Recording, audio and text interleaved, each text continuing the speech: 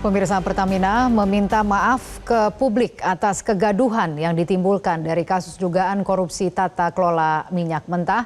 Selain itu, Direktur Utama PT Pertamina memastikan seluruh BBM yang beredar di SPBU Pertamina sudah sesuai dengan standar yang disyaratkan Ditjen Minyak dan Gas Kementerian SDM. Jaminan terhadap standar produk BBM dari PT Pertamina disampaikan langsung oleh Direktur Utama PT Pertamina Simon Alusius Mantiri. Simon mengungkapkan lembaga minyak dan gas bumi atau Lemigas telah mengambil total sampel gasolin dengan RON mulai dari RON 90, 92, 95, dan 98. Sampel-sampel itu diambil dari depo Pertamina Plumpang dan 33 SPBU di Jakarta, Bogor, Depok, serta Tangerang Selatan. Direktur Utama PT Pertamina juga meminta maaf atas skandal dugaan korupsi di tubuh anak perusahaan PT Pertamina yang disebut Simon sebagai peristiwa yang memukul dan menyedihkan serta menjadi ujian besar bagi Pertamina. Pertamina juga mengapresiasi dan mendukung penegakan hukum dan yang tengah berlangsung di Kejagung dan siap membantu apabila Kejagung membutuhkan data atau keterangan tambahan. Saya Simon Alusius Mantiri sebagai Direktur Utama PT Pertamina Persero menyampaikan permohonan maaf yang sebesar-besarnya kepada seluruh rakyat Indonesia atas peristiwa yang terjadi beberapa hari terakhir ini. Ini tentunya adalah peristiwa yang memukul kita semua, menyedihkan juga bagi kami, dan diambil sampel dari terminal BBM Pertamina Plumpang, begitu juga dengan sekitar 33 SPBU di sekitar Jakarta, Bogor, Depok, dan Tangerang Selatan.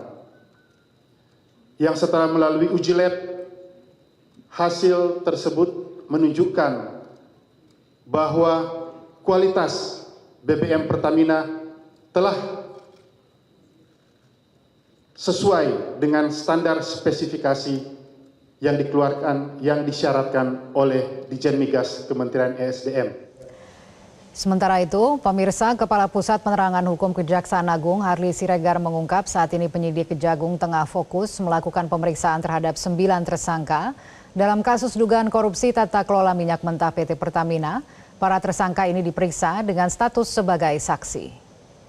Hari ini dan hari-hari ke depan, ya, penyidik akan fokus melakukan pemeriksaan terhadap para tersangka. Kan sudah ada 9 tersangka yang akan fokus diperiksa, tapi statusnya sebagai saksi. Nah, sebagai saksi. Nah, kemudian bahwa per hari ini juga penyidik sudah mengagendakan memanggil para pejabat teknis, ya, para pejabat teknis yang memahami secara teknis operasional bagaimana misalnya terkait dengan kontrak trading, ya, terkait dengan hasil hilang dan seterusnya, ya, termasuk di dalamnya pejabat-pejabat katakanlah setingkat PPK. Nah, kenapa? Karena tentu bagaimana secara operasional, ya, dilakukannya katakan kontrak itu sangat penting untuk mendalami di mana keterkaitan para tersangka ini, ya. Pemirsa, Lembaga Bantuan Hukum Jakarta membuka pos pengaduan bagi warga korban Pertamax oplosan.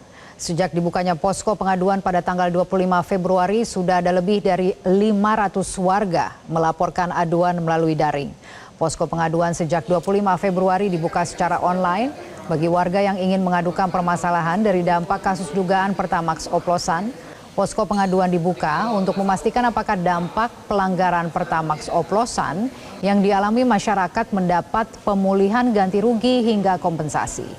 Untuk memudahkan warga korban pelanggaran Pertamax oplosan, LBH Jakarta akan membuka aduan secara offline di kantor LBH Jakarta di Jalan Diponegoro, Menteng, Jakarta Pusat. Adalah salah satu cara untuk memverifikasi kembali secara berlapis apakah betul ada dampak yang dialami oleh masyarakat, dan memang perlu juga pembuktian secara secara saintifik gitu ya mengenai dugaan manipulasi ROM 92 ini. Tapi asumsi kami berdasarkan keterangan kejaksaan, hasil proses penyidikan yang mana sulit juga kalau kita bilang itu bohong. Kalau kita bilang itu bohong berarti ada ketidakpercayaan kita terhadap institusi penegakan hukum, tapi asumsi kita itu benar. Maka ada beberapa hal yang bisa kita pelajari nanti berdasarkan hasil dari pengaduan. Jelajahi cara baru mendapatkan informasi. Download Metro TV Extend sekarang.